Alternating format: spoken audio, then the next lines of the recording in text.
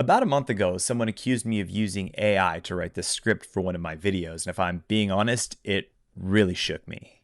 For context, the video is a deeply personal and complex story about fatherhood, about being a man, about my dad's journey to sobriety. It is about as real as it gets, and yet something in it made someone out there feel like it was penned by a prompt, and it kind of fucked me up. There's the superficial stuff that I wanted credit for my work, that I labored for hours, if not days, on this video, that it genuinely bums me out, that my hard work, my decades of refining my craft as a writer, my emotional labor is as generic and as cliche as any prompt-generated slop copy that ChatGPT could have cranked out. And then there's like the meta take, that we are losing our grip on the very thin fabric of our shared reality, that the powers that be probably want it that way, that art is being reduced to its output and not the labor and spirit that went into it. Despite my better judgment, despite being well versed in the culture of the comments section, I decided to defend myself. And unsurprisingly, the accuser clapped back, unwavering in their accusations, but unwilling to provide any proof.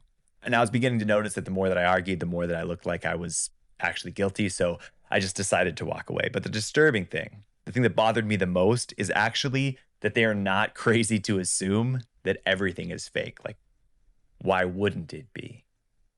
Last Friday, in his weekly AMA, Instagram CEO Adam Mosseri was asked, quote, "How do we build trust when everyone thinks everything is fake or AI?"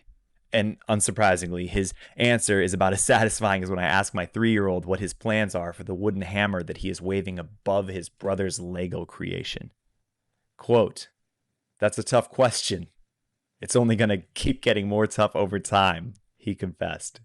He recommended leaving mistakes in your videos, not worrying so much if you look perfect, showing up as your authentic self, like pretty cliche shit. He put the responsibility for proving that we are real squarely back on us. To be clear, Meta is investing $126 billion in AI in 2026 alone.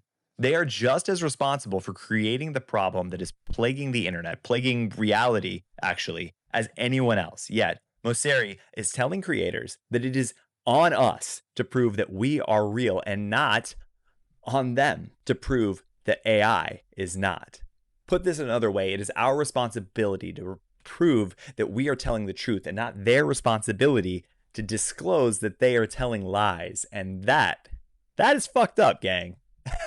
The truth is, it is only going to keep getting increasingly harder. The truth is, of course, ChatGPT is going to sound like me. I have been writing on the internet for 2 decades, and all of my work, and it is fucking work, is now being used to train these LLMs on how to sound human. I do not use AI. Motherfucker, AI uses me, and it uses all of us to some degree. Art is hard. Not always, but a lot of the time. It is dirty work. And I believe that the fruit tastes different when you have planted the seeds. When you have watched the earth for the first signs of life and nurtured the sapling into a plant and protected it from the sun and waited until it was ripe and then shared it with the people that you love, I believe that the fruit is categorically different from the stuff that appears at the store.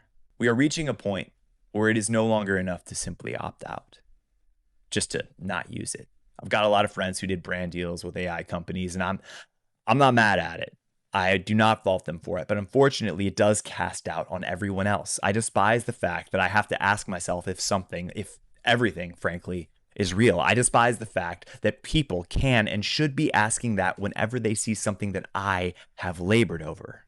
But I do take some small comfort in knowing that the fruit actually does taste different.